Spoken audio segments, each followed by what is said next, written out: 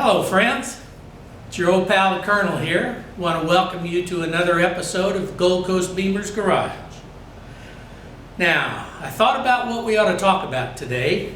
And I thought, well, can't talk about the fried chicken business because it's in the tank.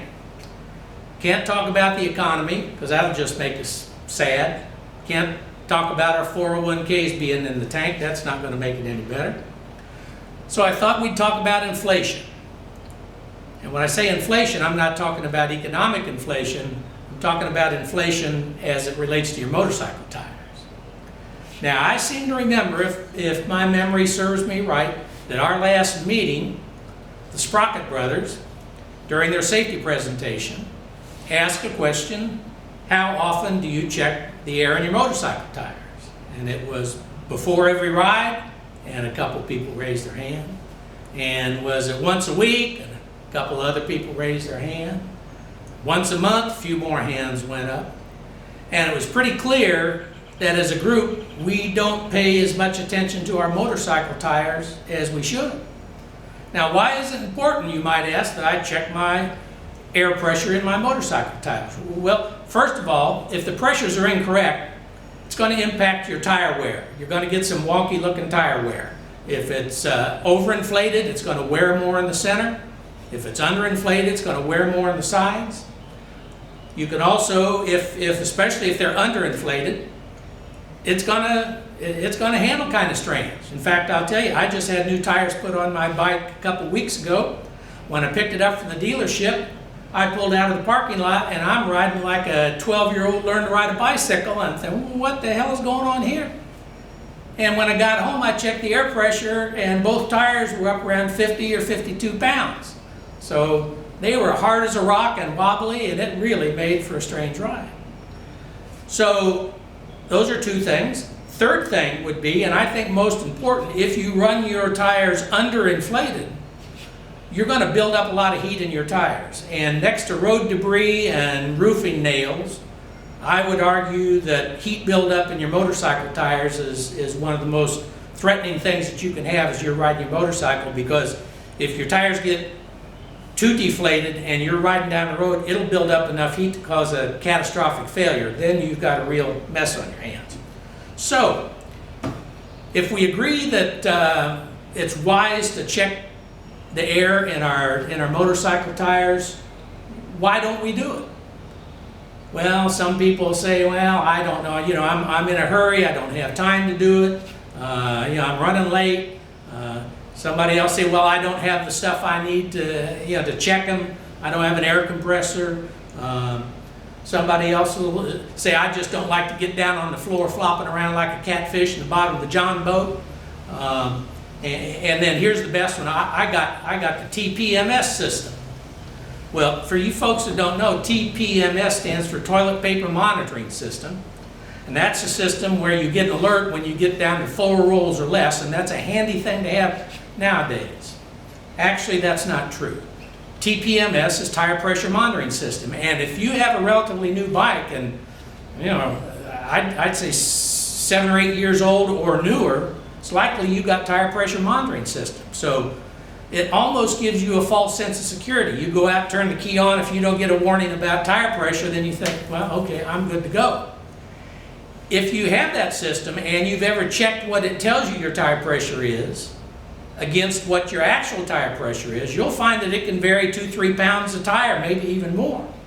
So I would argue to you that the TPMS, Tire Pressure Monitoring System, was not really designed to tell you what your tire pressures are before you ride your bike. It was designed to alert you of a deflating tire as you're going down the road and help you avoid a very serious situation. So don't just think that tire TPMS is going to solve all my problems. You really need to check them manually. So if we decide that's what we want to do, where do we figure out what the right pressure should be? Well, the place you don't want to look is on the sidewall of the tire, because more often than not, there's a spot on the tire and it'll say maximum load of however many pounds at 46 pounds PSI. Okay, that's the maximum pressure that tire was designed to have to carry the maximum load. That's not the pressure for you riding down the road by yourself. And so as a consequence, where you want to look is in your old owner's manual.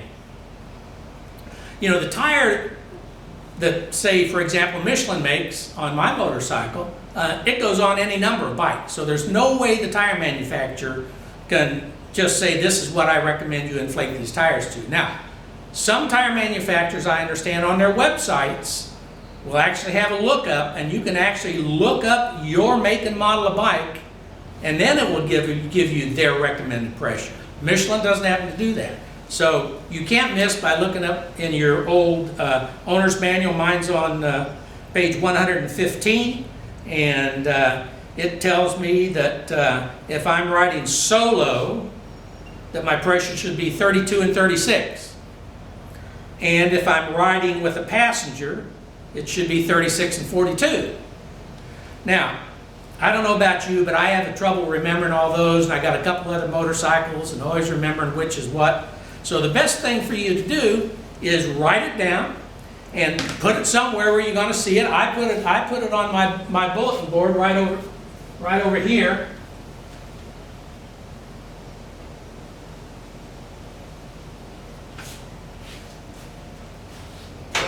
What? Tire pressures, yeah. So I write it down so I always remember. Now, the other thing about tire pressures is those recommendations are for cold, meaning you didn't just get off riding your bicycle or your motorcycle. You just didn't come in from a ride and check the pressure. It's after it's been sitting, I've read like up to 3 hours after a ride before it comes down to basically ambient temperature. Also, don't leave it sitting out in the sun and go out and check it, because you just put your hand on the side of the tire and you'll feel how much it's heated up. So you want to check them when they're cold.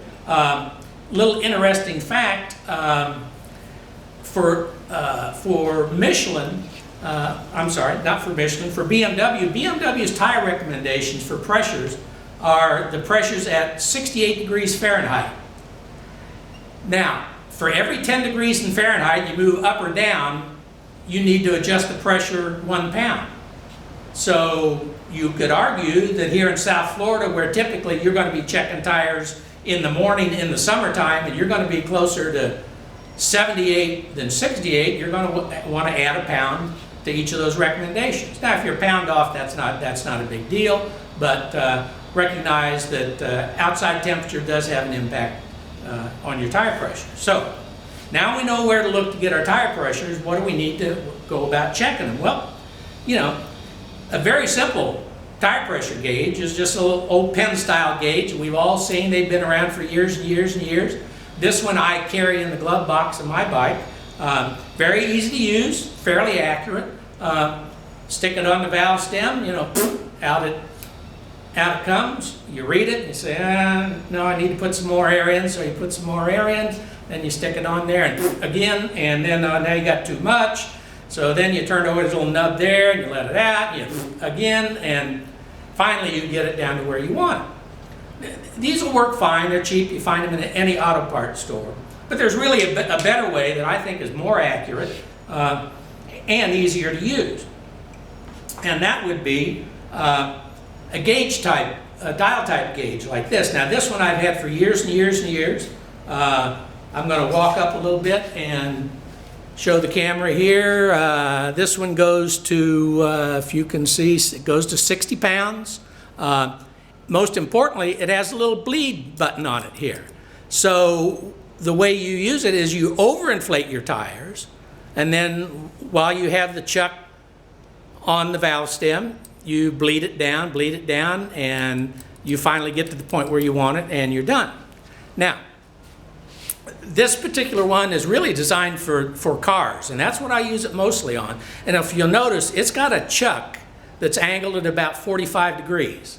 Okay, that's not necessarily ideal for motorcycles. It's great for cars because, you know, cars, the valve stem always comes out at an angle on the edge of the wheel. But on motorcycles, very often, and on the rear tire of my BMW, the valve stem comes out right in the center of the tire, facing up. or if the tires rotate around, comes out in the center facing down. And depending on what type of spokes you have or structure there, it can be hard to get this in there and get it on the valve stem properly. Sometimes you end up letting that more air out just trying to get it on the valve stem. So I would suggest you think about it, one designed specifically for motorcycles. Now, this one is my favorite. It's made by Harley Davidson. Well, I don't think Harley makes them, but it's got their brand on it. They're about $40. Let me walk it up again and show you. Again, this is a 60-pound gauge. This, if you'll look, has a 90-degree chuck on it. Makes it much easier to reach back in and get it on that valve stem. Also, this one has a bleed button on it, right there. And it also has a gauge, which I find very handy. Watch right here. Watch. Whoop. Huh. That's for measuring your tire tread depth. So you push that all the way out, stick it on into your tire tread, push it all the way down, and then there's a little gauge, right at the bottom. You can see the green and the yellow. It tells you how much tread depth you have left in your tires. So I actually use that even on my car tires as well. So this one I like. This one also, when you put it on the valve stem, the needle will stay at whatever pressure it's at when you take it off. So sometimes if you can't see real well, you can get on there and say, oh, then you take it off and say, yeah, okay, I need to come down a few pounds. So you put it on and let it down. All of them also swivel somewhere.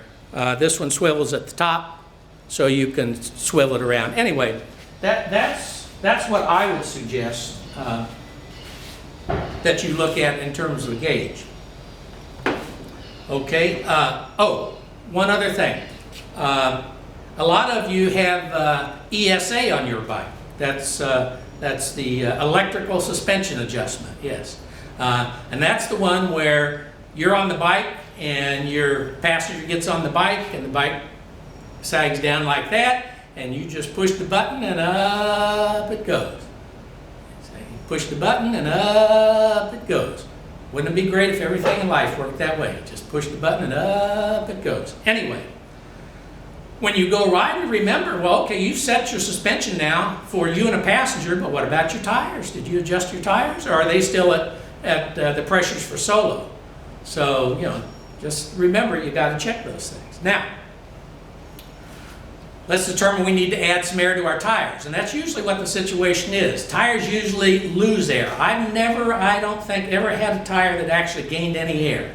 So we're usually talking about adding air. So what do I need to do that? Well, ideally, you would have a compressor, an air compressor. If you don't, you could always dig out your little emergency compressor from the back of your bike, and you can put it all together and uncoil it and plug it into the accessory socket and hook it up, and it probably has a little gauge on it, maybe it doesn't, and you turn it on, it goes like that, and you can go make a cup of coffee and fiddle fart around and come back, and it may have pumped up 3 or 4 pounds. So these are great for an emergency on the side of the road, not so great for day-to-day use. So back to compressor. If you don't have a compressor, I would say get a compressor. You can buy a pancake style compressor. You've seen those. Typically have a red tank. It's about a 3-gallon tank, round like a donut or a pancake, and you can get them for $50 at Harbor Freight. Doesn't take up much space. Runs on 112 volts, so you're not having to fool around with plugging into your accessory socket or your cigarette lighter, as this old folks say, and running down the battery on your bike while you're doing it. So that's a handy thing to have, and that'll make your life a whole lot more easy, even not for motorcycles, but just taking care of the air on your car tires. Now, there's one other thing that I want to suggest that I think really will make your life easier and make checking your tires and airing them up just a snap in the morning, and that is get yourself an auxiliary air tank. This is a 5-gallon tank. For the life of me, I haven't found out how many gallons of air a tire holds. But this is a 5-gallon tank. You can pressurize it to 125 PSI. So what I do is I turn my compressor on, because if you got a compressor, you got to flip it on, you got to wait till it pumps up, fills the tank, and that can take a little while. So when I have my compressor running, I'll come and I'll pressurize this. There's a couple different ways you can do it, but and I'll fill it up to 100, 125 pounds and shut it off. Now, when I need to check my tires, if I need to air them up, I don't have to start the compressor. All I do is grab this, walk over, sit down, check it, air it up, bring it back, turn it off. You can find